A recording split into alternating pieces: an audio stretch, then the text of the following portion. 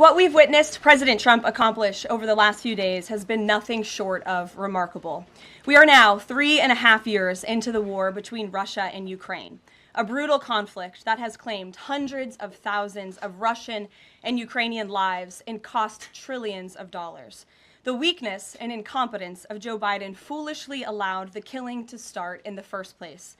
Until President Trump returned to office in January, the bloody and broken Biden status quo was to endlessly force American taxpayers to fund Ukraine no matter the cost, no matter how long it takes, and no matter how many lives were lost.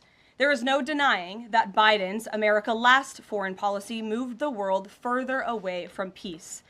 President Trump rejected that failed approach and instead, over the last 7 months, has relentlessly pursued peace throughout his second term. And thanks to President Trump's efforts, we finally have movement after years of deadly gridlock. On Friday, as you all know, many of you were there, President Trump hosted Russian President Vladimir Putin in Anchorage, Alaska, for a bilateral meeting. This was the first time President Putin has been to the United States since 2015, and the first time he has met with an American president in years. President Putin publicly confirmed what President Trump has said all along. The war between Russia and Ukraine never would have started in the first place if President Trump were in office. This was always obvious to any person with a shred of common sense.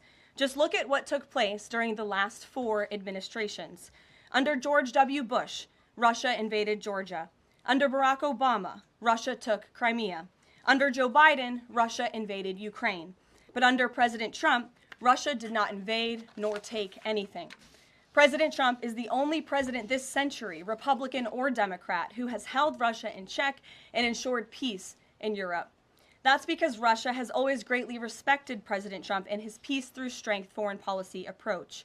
But overall, the bilateral talks in Alaska were very productive, and multiple key points were agreed to between the two leaders that truly opened up the door for Phase 2 discussions, which took place yesterday here at the White House. Within 48 hours of that meeting in Anchorage, I may add. As you all know, there were many European leaders here, as well as Ukrainian President Zelensky. They all traveled here to meet with President Trump to maintain the momentum and work toward a lasting peace. Across the board, every leader credited President Trump for his decisive leadership that has reignited the dialogue in hopes of finally bringing this war to a peaceful conclusion. 2 quotes in particular capture the progress that was made and the optimism moving forward. Finnish President Alexander Stubb said, "I think in the past 2 weeks, we've probably had more progress in ending this war than we have had in the past 3.5 years. Again, that is the president of Finland, a country that shares a border with Russia. That's what we call the President Trump effect. NATO Secretary General Mark Rutte also summed it up well.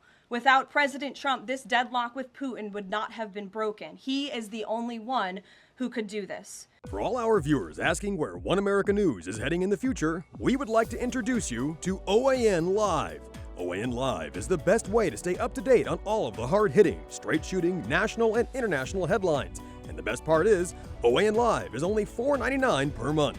All the credible, honest, unbiased reporting One America News offers at a fraction of the cost of cable.